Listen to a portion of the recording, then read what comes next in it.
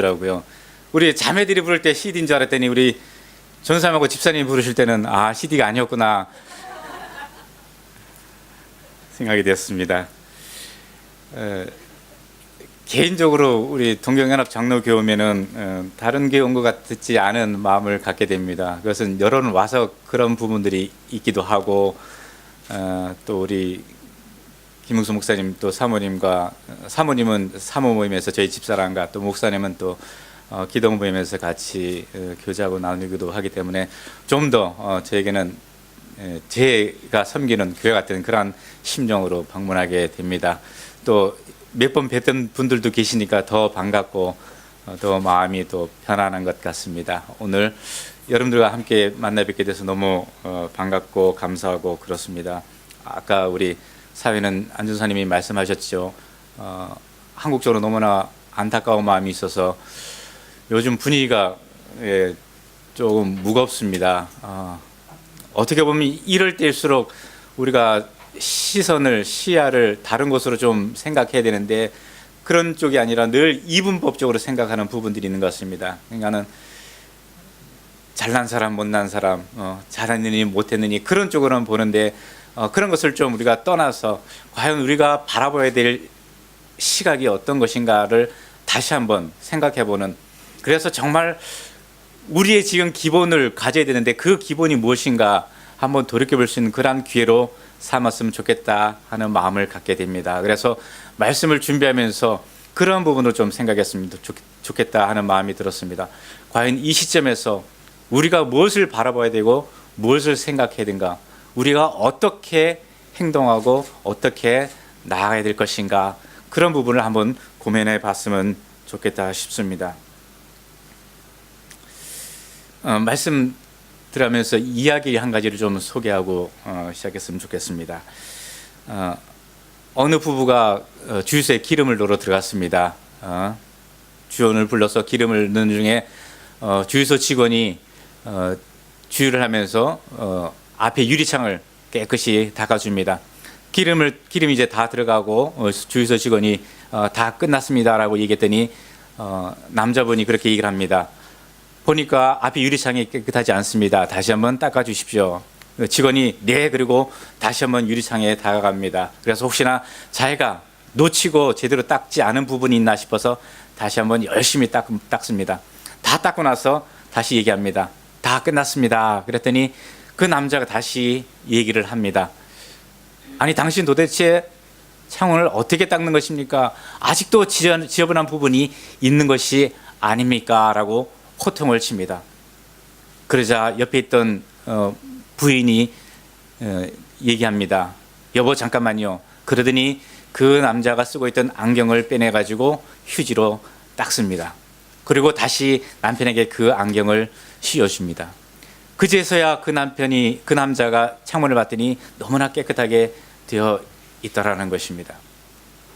여러분, 이 얘기를 들으면서 어떻게 생각하십니까? 저도 지금 안경을 쓰고 있지만은 가끔가다 뿌해가지고 잘 안 보일 때가 있으면은 늘 꺼내서 닦습니다.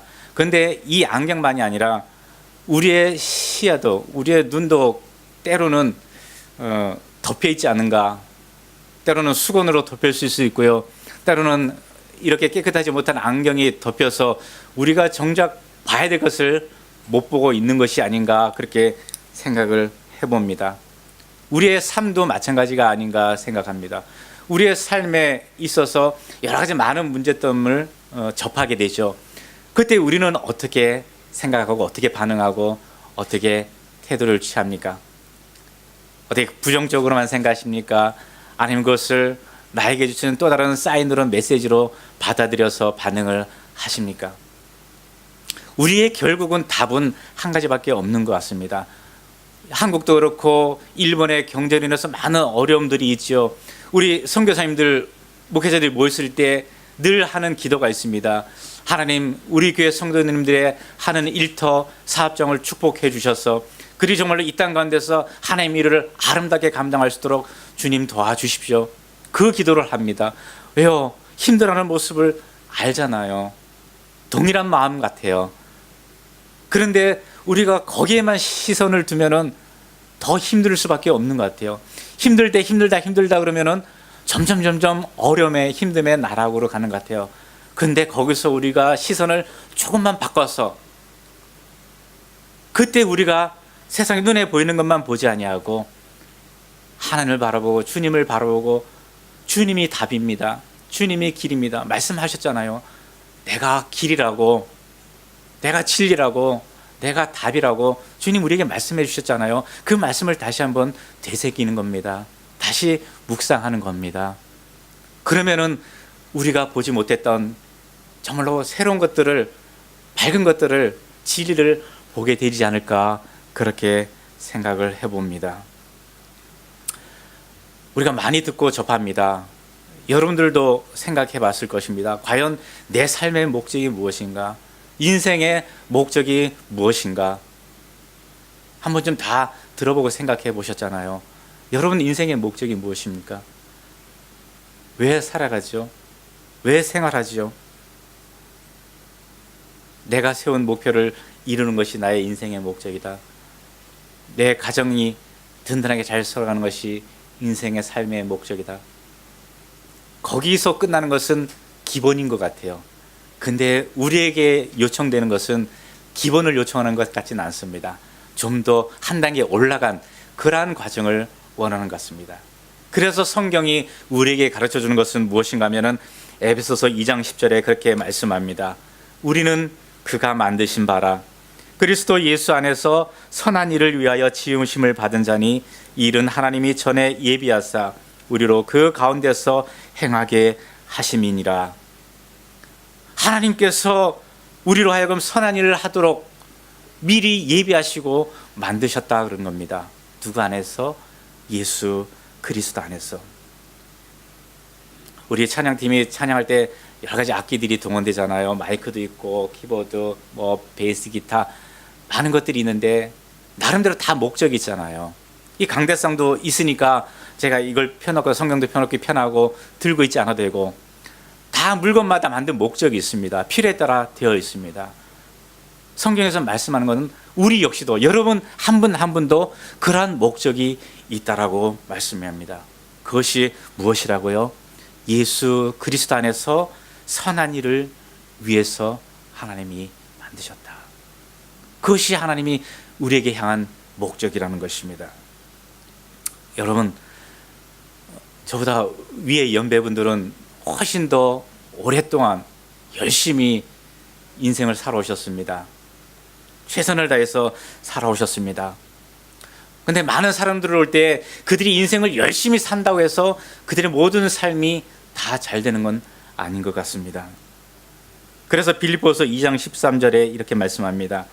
너희 안에서 행하시는 이는 하나님이시니 자기의 기쁘신 뜻을 위하여 너희에게 소원을 두고 행하게 하시나니.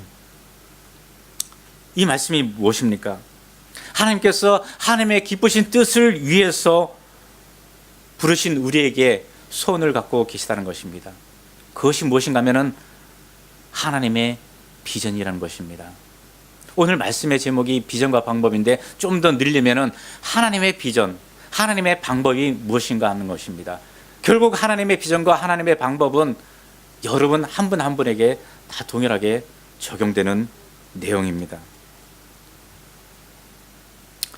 다시 말해서 인생을 열심히 살아갈 때 과연 그 인생이 잘 되는 길인가, 과연 그것이 행복한 길인가, 그 기준이 무엇인가 하면은 하나님이 나에게 주신 비전, 하나님이 가지고 계신 나를 향한 그 뜻을 걸어가느냐, 행하느냐, 행하지 않느냐에 있다라는 것입니다.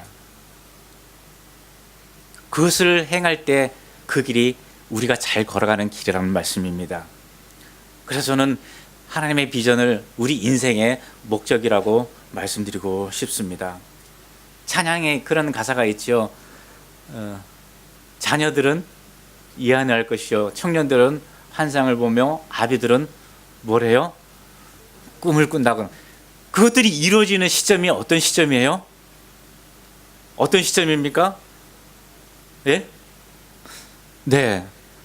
자녀들은 예언할 것이요 청년들은 환상을 보며 아비들은 꿈을 꾸리라. 주의 영임하면. 그 모든 것들이 이루어질 수 있는 방법은 하나님의 다른 것이 아닙니다. 나의 열심, 나의 노력도 필요하지만 그 가운데 주의 영이 임하셨을 때 우리에게 있어서 하나님의 목적에 하나님이 하시느냐 하시지 않느냐에 따라서 그 길이 달라진다는 것입니다.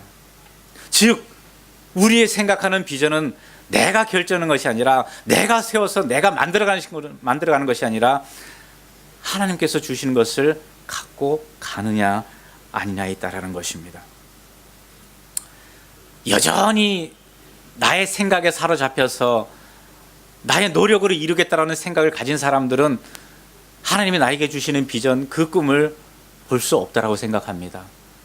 그런데 그것을 내려놓고서 하나님께서 나에게 주시는 그 계획이 무엇인가, 그 뜻이 무엇인가, 그 비전이 무엇인가 보려고, 찾으려고 말씀해 주십시오라고, 그럴 때 그 사람에게 그것이 보여진다라는 것입니다. 성경을 보니까 그렇습니다. 하나님께서 비전을 주시기 전에 자신들의 삶이 잘 안 되게 하실 때도 있는 것 같습니다. 모세를 보면 그렇지 않습니까? 그가 잘 나가다가 어느 순간 되니까 40년의 세월 동안 광야 훈련을 받게 됩니다. 한나의 모습도 그렇지 않습니까? 그것들을 통해서 우리에게 말씀하신 것은 무엇인가 하면은 하나의 비전이 따로 있다는 것입니다. 모세에게, 한나에게 가졌던 하나님의 또 다른 계획이 있었던 것처럼 여기 앉아서 예배드리는 모든 분 한 분 한 분에게 다 동일하게 그런 것이 있다라는 것입니다. 결국 인생의 목적은 무엇인가? 우리는 하나님을 바라보는 것입니다. 그리고 나를 하나님께 드리는 데 있다라는 것입니다. 그 인생의 목적을 누가 성취해 가는가? 어떤 사람이 자신 있게 이야기합니다. 그거야 내가 성취하지, 내가 이러는 것 아닌가? 그런데 오늘 본문에서 또 다른 모습을 우리에게 말씀해 줍니다. 여호수아서 1장 3절 4절 6절의 말씀에 보면은 하나님께서 여호수아에게 갖고 계신 비전을 무엇인가라고 말씀합니다. 무엇입니까? 그것은 여호수아를 통해서 이스라엘 자손들을 가나안 땅을 차지하도록 하는 데 있다라는 것입니다. 그런데 이 말씀을 하실 때 가나안 땅을 손에 쥐었습니까? 취했습니까? 그렇지 않습니다. 그러면서도 여호수아 23장 14절에 또 동일하게 말씀합니다. 보라, 나는 오늘 온 세상에 가는 길로 가려니와 너희 하나님 여호와께서 너희에게 대하여 말씀하신 모든 선한 말씀이 하나도 틀리지 아니하고 다 너희에게 응하여 그 중에 하나도 어김이 없음을 너희 모든 사람은 마음과 뜻으로 아는 바라. 뭐라고 말씀합니까? 말씀드린 것처럼 아직 취한 상태가 아닙니다. 가나안을 점령한 상태가 아닙니다. 받은 상태가 아닙니다. 그럼에도 불구하고 하나님께서 말씀하신 것은 이미 너에게 다 주었다라는 것입니다. 하나님 말씀하신 그것이 조금도 틀리지 아니하고 모든 것이 다 그대로 이루어졌다라고 말씀합니다. 그것을 증거하는 것이 무엇인가 하면은 24장에 나타나는 말씀입니다. 하나님께서 말씀하실 때 내가 너희와 내가 너에게, 내가 모세와 아론에게 다 내가로 말씀합니다. 그것이 무슨 말씀인가 하면은 그 모든 것을 이루시는 분이 곧 나 여호와 하나님이라는 것입니다. 그렇기 때문에 이미 내가 너에게 주었다라고 말씀해 주신다라는 것입니다. 여러분은 하나님을 섬깁니다. 예수님을 믿습니다. 그래서 그렇게 고백을 합니다. 나의 나된 것은 내가 한 것이 아니라 주님의 은혜라. 찬양도 그렇게 했잖아요. 내가 노력해서 된 것이 아니라 하나님께서 은혜를 주셔서 긍휼을 베푸셔서 이렇게 내가 이 자리에 설 수 있었다, 지금까지 올 수 있었다라는 것입니다. 그것은 하나님이 우리를 위해서, 나를 위해서 일해 주신 결과라는 것입니다. 이것을 성경에서는 그렇게 말씀합니다. 믿음이 있다. 하나님이 행하신 것을 믿는다 그러면은 그 사람이 믿음이 있다라고 인정해 주신다라는 것입니다. 지금 내 손에 아무것도 없어요. 그렇기 때문에 나는 앞으로 뭔가 된다는 것에 대해서 자신이 없어요. 그래서 그런 일이 일어날 수 없다라고 부정적인 생각을 갖고 있다면 혹 어떤 사람 그렇게 얘기할지 모르겠습니다. 현명하다, 현실을 바로 보네, 그렇게 얘기할 수 있을지 모릅니다. 그런데 하나님 앞에 서서는 그러한 모습이, 그러한 태도가 믿음이 없는 사람이 된다라는 것입니다. 여러분 잘 아시는 대로 민수기 10장에는 정탐꾼이 등장합니다. 12명이 갔죠. 돌아와서 그들의 의견이 나뉩니다. 두 사람은 뭐라고 얘기합니까? 여호수아 가려면 하나님이 주시는 땅을 취하자. 그런데 나머지 10사람은 어떻게 합니까? 안 돼, 우리는 할 수 없어. 왜요? 그들은 하나님의 약속을 바라보지 못하고 본인들이 보는 그 눈으로만 봤기 때문에 두려워하고 그것에 대해서 당당할 수 없었다라는 것입니다. 인생의 목적을 성취하시는 분은 누구신가? 내가 아니고 하나님께서 성취해 간다는 믿음이 저와 여러분들 가운데 있었으면 좋겠습니다. 그렇다면 하나님께서는 우리에게 주신 그 비전, 어떠한 방법으로 이끌어 가시는가? 몇 가지 사건을 통해서 나눠보기를 원합니다. 첫 번째로는 여리고 정탐 사건에 나타난 하나님의 방법입니다. 민수기에서는 가나안 땅 정탐꾼에 대해서 나오는데 이번엔 여리고 정탐에 대해서 봅니다. 여호수아서 2장 9절 10절에 보면은 여리고에 정탐꾼을 보냈을 때 거기서 기생 라합을 만납니다. 그 기생 라합이 뭐라고 고백하는지 한번 말씀을 보겠습니다. 여호와께서 이 땅을 이스라엘에게 주신 줄을 안다. 그렇기 때문에 이스라엘의 하나님은 상천하지의 하나님이시라. 여러분도 이런 고백을 하실 수 있겠습니까? 얼마나 놀라운 고백입니까? 하나님께서 기생 라합에게 이런 고백을 하게 하신 이유가 무엇입니까? 두려워하는, 염려하는 여호수아에게 그것을 통해서 하나님께서 담대하라고 힘을 주시는 겁니다. 내가 너와 함께함이라고 말씀해 주는 것입니다. 하나님은 라합의 입술을 통해서 하나님이 어떠한 분이신지, 예전에 어떤 일들을 행하셨는지 말씀하시면서 내가 이런 하나님이라, 그러니까 너는 당당해가지고 전쟁하라는 것입니다. 여호수아에게 확신을 준다는 것입니다. 하나님께서 여러분에게 무엇인가 일을 이뤄가실 때 분명히 확신을 주실 것입니다. 그렇다면 여러분들이 대할 태도는 그 확신에 따라서 그냥 나아가는 겁니다. 주변을 보는 것이 아닙니다. 오직 하나님 말로 하나님이 약속하신 그것만 의지하고 나아가는 것이 필요하다는 것입니다. 두 번째 사건을 볼까요? 요단강에서 발생한 할례 사건을 통해서 행하시는 하나님의 방법입니다. 여호수아서 2장 29절을 보면은 여리고성 싸움을 앞두고 있는 이스라엘에게 하나님은 할례를 명하십니다. 전쟁 앞에서 이러한 명령을 내리시는 하나님의 그 뜻을 이해할 수가 없습니다. 무기를 준비해야지, 힘을 키워야지, 어떻게 그러한 방법을 하나님이 말씀하시는지 도저히 이해할 수 없습니다. 누가 세상의 방법으로 전쟁 앞에서 그러한 일들을 행할 수 있겠습니까? 근데 거기에 하나님의 깊은 의미가 담겨 있다는 것입니다. 그것이 우리가 안경을 닦고서 우리 눈에 씌어 있는 뭔가를 벗겨내고 봐야 될 문제라는 것입니다. 하나님께서 할례를 명하시는 이유가 무엇인가 하면은 너희들의 죄를 먼저 나에게 고하라는 것입니다. 너희가 불순종한 죄를 그 이전에 내가 너에게 명령하지 않았느냐? 근데 왜 그대로 행하지 않았느냐? 거기에 대한 너희들의 잘못을 하나님 앞에 다 내어놓으라는 것입니다. 그것이 할례를 명하신 하나님의 의미라는 것입니다. 왜요? 그 죄를 다 내려놓을 때, 그 죄가 해결되어질 때 비로소 거기에 하나님의 역사가 나타난다는 것입니다. 전쟁을 어떻게 수행할 것인가, 어떤 전략을 세울 것인가, 어떤 무기로 나가면 저들을 이기기에 좀 더 수월할 것인가, 그것을 생각하고 묵상하기보다는 너 자신을 먼저 돌아보고서 내 안에 하나님이 아닌 다른 많은 것들이 있다면 그것을 먼저 다 내어놓으라는 것입니다. 그것이 정작 중요한 것, 우리가 갖춰야 될 것들을 회방하는 요소라는 것입니다.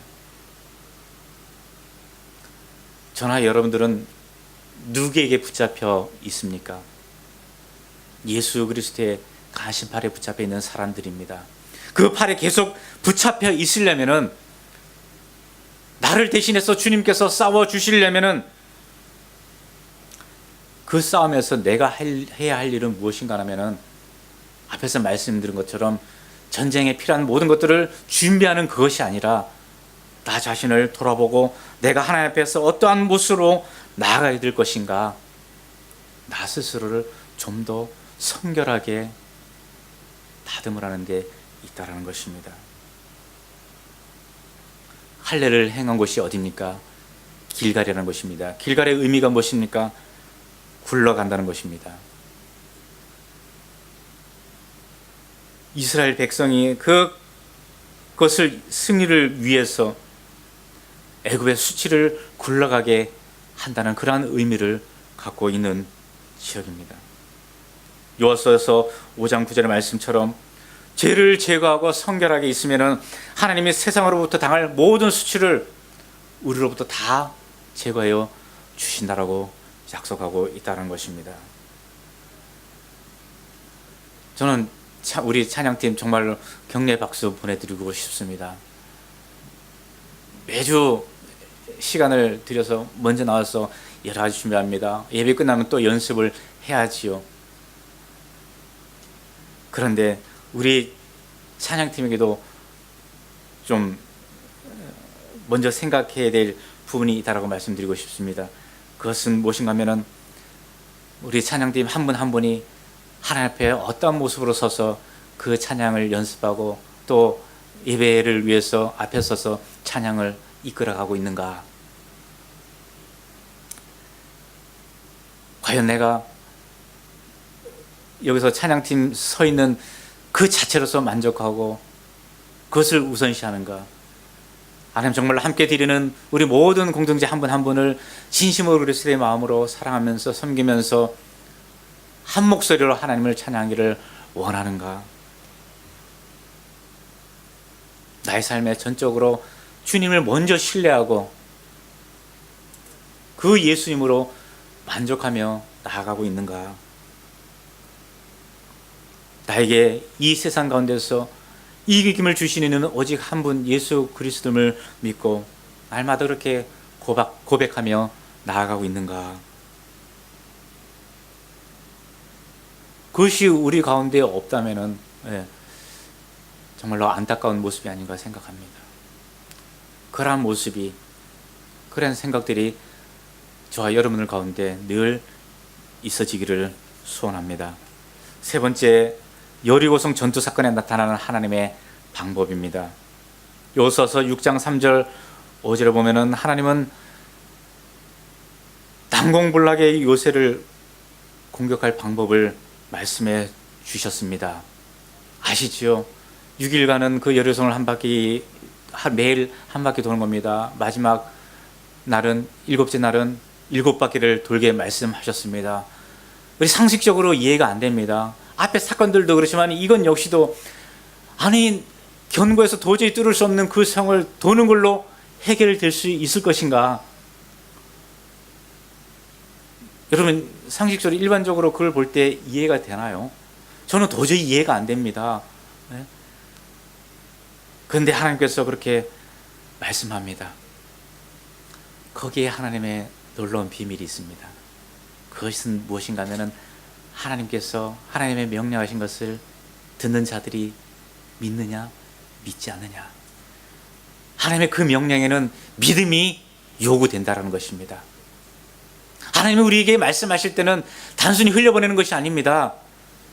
분명한 계획을 가지고 말씀해 주시는데, 그 말씀을 우리가 믿느냐, 믿지 않느냐.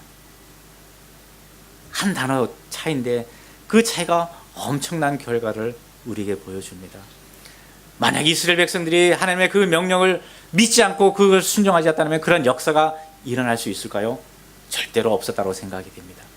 그들이 믿었기 때문에 하나님이 이렇게 하라 말씀하시니까 첫날 한 바퀴 돌았는데 아무 일이 없어도 그 다음날 다시 아멘하고 걸어갈 수 있는 그러한 믿음이 있었기에, 우리가 한 바퀴 돌았을 때 조금 금이 가면은 좀 자신이잖아요. 우리가 걸었을 때 이렇게 금이 가구나. 좀 더 돌면은 이 금이 더 커져서 무너지겠지. 그런 희망이 있잖아요. 그런데 없어요. 6일을 그렇게 돌아도 없어요. 한편으로는 실망해가지고 하나님 앞에 좀 원망의 소리도 낼 수 있을 것 같은데, 그런데 보니까 그런 게 없었다는 겁니다. 그 성이 무너지기까지 하나님의 행하심을 믿고서 따랐다는 것입니다. 믿음의 역사가 있기까지는 시간이 필요하다는 겁니다. 시골에 가보면은 저수지가 있습니다. 댐이 있습니다. 가물 때 그 저수지 수문을 개방하잖아요. 그래야 밑에 밭에 논에 물을 공급할 수 있지 않습니까? 근데 수문을 열었다고 해가지고 그것이 한꺼번에 다 밑으로 오나요? 아니요. 그 물이 흘러서 필요한 것이 오기까지 시간이 걸린다라는 것입니다. 마찬가지입니다.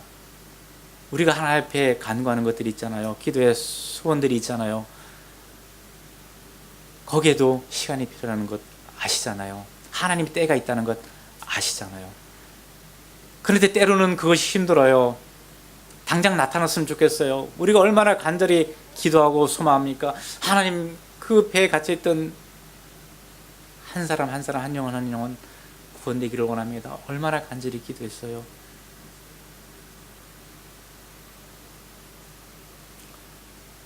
한 생명 구원에 있어서도, 우리가 기도하는, 우리가 힘을 내는 이 땅의 복음화를 위해서도, 우리 각자가 가진 또 다른 목표, 계획을 위해서도 인내의 시간이 필요하다는 것입니다. 그 인내의 시간이 아무것도 아니라는 것이 아닙니다. 그 인내의 시간이라는 것은 예수님께서 우리를 위해서 일해 주시는 시간이라고 여러분 생각하시기를 바랍니다. 내가 할 수 없는 것까지도 나를 위해서 주님께서 일해 주시는 그 시간, 그것이 인내의 시간이라는 것입니다. 기다리는 시간이라는 것입니다.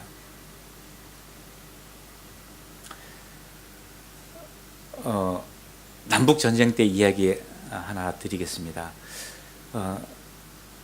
한 노인이 백악관 앞에서 울고 있습니다. 그 이유가 자기 아들이 탈영을 해가지고 죽게 되었습니다. 아들의 구명을 위해서, 생명을 살리기 위해서 링컨 대통령을 만나고 싶었습니다. 그래서 백악관 가가지고 보초병들에게 링컨 대통령을 만나게 해달라고 얘기를 합니다. 그런데 보초병들은 안 된다고 하죠. 들여보내주지 않습니다. 그때 그 모습을 보고 있던 한 손인이 노인에게 옵니다. 할아버지, 저를 따라오세요. 그러고서는 백악관 안으로 뛰어갑니다. 노인이 그 손인이 얘기한 것처럼 백악관 안으로 들어갑니다. 그런데 당연히 보초병이 제지를 하죠. 막지요. 그런데 그때 그 소년이 이렇게 얘기합니다. 이분은 저의 할아버지십니다. 그랬더니 그 보초병들이 노인을 막지 못했습니다. 노인은 백악관으로 들어와서 링컨 대통령을 만나고 또 자기 아들의 생명을 구할 수 있었습니다. 그 손이 바로 링컨 대통령의 아들이었습니다. 그 노인은 방법이 없습니다. 대통령을 만나야지 아들을 구할 수 있는 그 길이 열리는데 앞에서 막고 있지 않습니까? 방법이 없지요. 그때 소년이 나타나가지고 그 역할을 해줍니다. 무엇과 지금 언뜻 떠오르는 게 있습니까? 그 소년이 우리의 예수님이라고 생각되지 않습니까? 우리가 하나님께 갈 수 있는 방법이 없었어요. 저로서는 할 수 없었어요. 나로서는 어떤 방법을, 힘을 동원해도 할 수 없는 것들을 예수님께서 저희들의 손을 잡아 주시니까 천국에 갈 수 있는 하나님을 만날 수 있는 그 길이 열리지 않았습니까? 여러분들이 할 수 있는 것들이 얼마나 많은지 저는 모르겠지만, 그러나 가장 좋은 방법은 주님이 일하시도록, 주님이 나를 위해서 대신 해주시도록 맡겨드리는 것이 가장 좋은 방법이 아닌가 생각을 합니다. 그랬더니 하나님께서 이끄시는 놀라운 방법들을 우리가 보게 되고, 또 그렇게 성경에 있는 인물들이 경험을 하지 않았습니까? 여호수아 6장 20절에 있는 말씀처럼 하나님의 역사는 아무런 변화도 없고 도무지 결론이 나지 않을 것 같은 그 일들도 한순간이 되니까 변하게 됐다는 것 아닙니까? 이스라엘 백성들, 여리고에 있는 그 사람들 누구 하나 그 백성들의 행위를 통해서 이 성이 무너지겠다고 생각한 사람이 누가 있었을까요? 마지막으로 아이성 전투 사건에 나타난 하나님의 방법이 있습니다. 여호수아서 7장 3절 5절에 여리고성은 정말로 난공불락, 누구도 어떻게 할 수 없는 그러한 견고한 요새였습니다. 그런데 이스라엘 백성들은 그것을 무너뜨렸습니다. 그래서 자신감이 있었습니다. 이스라엘의 군사 3,000명만 가도 쉽게 이길 것이라고 아이성 싸움을 예측했습니다. 그런데 어떻습니까? 패배했습니다. 실패했습니다. 그 실패의 이유가 무엇인가 하면은 이스라엘 백성들의 불순종에 있었다는 것입니다. 하나님의 명령한 것과 다른 행동을 취했기 때문입니다. 하나님 말씀합니다. 내가 아이 왕과 그의 백성과 그의 성읍과 그의 땅을 다 내 손에 넘겨주었으니 너는 여리고와 그 왕에게 행한 것 같이 아이와 그 왕에게 행하라. 여리고에 행했던 것처럼 아이성에도 똑같이 행하라고 말씀했는데, 자신감이 붙은 이스라엘 백성들은 어떻습니까? 자기들의 생각, 자기들의 판단을 가지고 아이성 싸움을 시작했기 때문에 실패했다는 것입니다. 하나님의 명령을 따르지 않은 그 순간부터 문제가 발생하기 시작했다는 것입니다. 여기서 우리가 생각해야 될 것은 무엇인가 하면은, 아이성 싸움에 실패했잖아요. 그럼 실패했을 때 우리가 취할 행동이, 그들의 취할 행동이 무엇인가 하면은 하나님 앞에서 겸손하게 엎드려야 되는 겁니다. 하나님의 말씀, 하나님의 명령을 행하지 않았으니까 이런 결과가 나타나는군요. 그렇습니다. 하나님 잘못했습니다. 하나님 앞에 납작하게 엎드리는 것입니다. 여호수아가 그랬습니다. 하나님의 궤 앞에 섰다고 그렇게 얘기합니다. 그것은 하나님의 말씀 앞에 섰다는 것입니다. 다시 한번 하나님의 말씀 앞에 서서 내 잘못이 무엇인가를 생각하면서 돌이키면서 겸손하게 하나님께 내가 가지고 있는 문제를 가지고 나아갔다는 것입니다. 실패의 원인이 나와 하나님과의 관계에서 나타나는 것이라면 그것을 해결할 수 있는 것은 하나님 앞에서 해결하는 것입니다. 자꾸 다른 데서 이것을 해보고 저것을 해보고 그것은 시간만 계속 흘러가는 것이지, 에너지만 자꾸 소비하는 것이지 결국은 정답이 아니라는 것입니다. 물론 내 스스로 해결해야 될 사항들도 있습니다. 모든 것이 다 하나님께 맞춰서 하지 않아도 될 문제들도 있습니다. 그러나 우리가 분별해서 해야 될 것은, 이것이 정말로 믿음으로 신앙적으로 하나님과의 관계에서 해결해야 될 부분이라면 다른 것을 보지 마시고 하나님을 바라보고 하나님을 찾는 것입니다. 주님께 구하라는 것입니다. 아까 그 소년이 노인이 할 수 없던 그 역할을 대신 해준 것처럼 그 주님의 손을 우리가 붙잡아야 된다는 것입니다.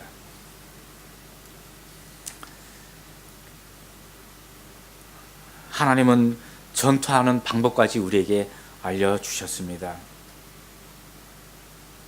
로마서 7장 15절에 보면 하나님은 우리에게 비전을 주시고 그 비전을 이루어 가시는데, 때로는 사람이 실수할 수도 있고, 때로는 넘어질 수도 있고, 또 때로는 마음 상해 있을 수도 있다고 얘기합니다. 그런데 그때 우리에게 해결해야 될 조치는 무엇인가 하면은, 빨리 해결하고 나의 연약함을 인정하고 하나님 앞에 겸손하게 엎드리라고 말씀하고 있다는 것입니다. 나 스스로의 힘으로는 절대로 선한 삶을 살 수가 없습니다. 주님이 도와주셔야 합니다. 하나님이 나를 긍휼히 여기시고 나를 구하실 때 우리가 하나님 앞에 구할 때 하나님은 우리를 회복시켜 주신다라는 것입니다. 우리가 하나님의 비전을 이루어가는 데 있어서 기억해야 될 것이 있습니다. 그것은 내 기분, 내 욕심, 그것에 의해서 결정되어서는 안 된다라는 것입니다. 항상 하나님께 뜻을 묻고 하나님께서 나에게 주시는 평안과 어떤 사인이 있을 때 그때 그것을 당당하게 행하라는 것입니다. 지금 이 순간은 혹시나 좋아 보일지 몰라도 그것이 하나님의 뜻을 이루는데 방해가 된다면 그것을 과감하게 포기할 수 있어야 한다는 것입니다. 인생 가운데 우리들이 겪는 많은 것들이 있습니다. 그것들이 무엇인가 하면은 하나님께서 우리를 훈련시키시고 하나님의 뜻을 이루어가는데 재료로 사용하신다라는 것입니다. 때로는 싫고 때로는 마음에 내키지 않고 때로는 불만이 될 수도 있는 그런 것들을 통해서 하나님은 하나님의 일을 이루어 가실 수 있다는 것입니다. 그 관점이 하나님의 관점으로 보느냐 나의 관점으로 보느냐에 대한 차이가 있는 것입니다. 그런데 참 감사한 것은 하나님께서는 그런 어려움이 있을 때 힘들 때 우리에게 위로하시는 말씀이 있다라는 것입니다. 잘 아시는 말씀입니다. 고린도전서 10장 13절의 말씀입니다. 사람이 감당할 시험 밖에는 너희가 당한 것이 없나니 오직 하나님의 미쁘사 너희가 감당하지 못할 시험 당함을 허락하지 아니하시고 시험 당할 즈음에 또한 피할 길을 내사 너희로 능히 감당하게 하시느니라. 이 말씀이 정말로 믿어진다면은, 이 말씀을 믿는다면은 우리의 생활 가운데서, 우리의 삶 가운데서 정말로 다시 일어서지 못할 것이 없다고 생각합니다. 우리가 실패란 단어를 생각하죠. 실패란 무엇인가? 한번 뭔가 추진을 했는데 안 되어서 그것이 실패냐? 아니란 겁니다. 뭔가 했는데 그것이 안 됐을 때 다시 하고 그러면 되는데 다시 할 의지를 갖고 있지 않는 것 자체가 실패라는 것입니다. 때는 힘들 때, 때로는 마음이 상할 때, 어려웠을 때, 잘 안 될 때, 그럴 때 다시 할 수 있는 마음, 힘이 여러분에게는 주어질 것입니다. 왜요? 하나님이 약속해 주셨습니다. 너에게 피할 길을, 능히 감당할 길을 주었다라고. 하나님의 비전과 방법을 들었습니다. 그렇다면 우리가 해야 할 것은 무엇인가? 아주 쉽습니다. 간단합니다. 여호수아서 1장 6절 7절 다시 한번 보겠습니다. 함께 읽었으면 좋겠습니다. 여호수아서 1장 6절 7절 시작. 강하고 담대하라. 너는 내가 그들의 조상에게 맹세하여 그들에게 주리라 한 땅을 이 백성에게 차지하게 하리라. 오직 강하고 극히 담대하여 나의 종 모세가 네게 명령한 그 율법을 다 지켜 행하고 우로나 좌로나 치우치지 말라. 그리하면 어디로 가든지 형통하리라. 무슨 말씀입니까? 하나님이 비전을 주시고 하나님이 하나님의 방법대로 성취해 나가신다면 우리가 할 것은 무엇인가? 강하고 담대한 믿음으로 흔들리지 아니하고 서 있으면 된다는 것입니다. 8절엔 그럽니다. 이 율법책을 네 입에서 떠나지 말게 하며 주야로 그것을 묵상하여 그 안에 기록된 대로 다 지켜 행하라. 그리하면 내 길이 평탄하게 될 것이며 네가 형통하리라. 여호와의 말씀을 주야로 묵상하며 하나님께서 행하실 그때를 기다리고 있으면 된다는 것입니다. 어렵습니까?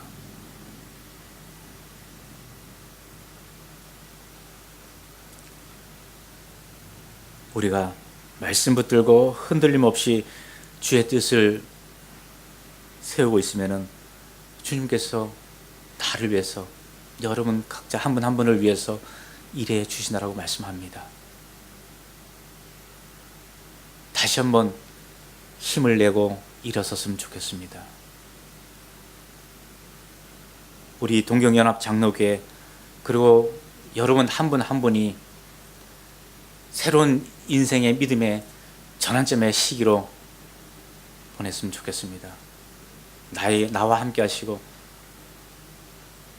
나의 갖고 계신 계획을 이뤄가시는, 나를 위해 일해주시는 그 주님을 바라보고 한 걸음 한 걸음 당당하게 나아갔으면 좋겠습니다. 헌신의 예배 드리는 사랑하는 찬양단 여러분, 그리고 우리 동경연합 장로교회 성도님 한 분 한 분, 우리 모두 하나님의 마음을 품고 하나님의 영광을 위해서 하나님으로부터 받은 비전을 하나님의 방법으로 이뤄가시는 복된 인생이 되시기를 주님의 이름으로 축복합니다. 기도합니다. 하나님 아버지 감사합니다.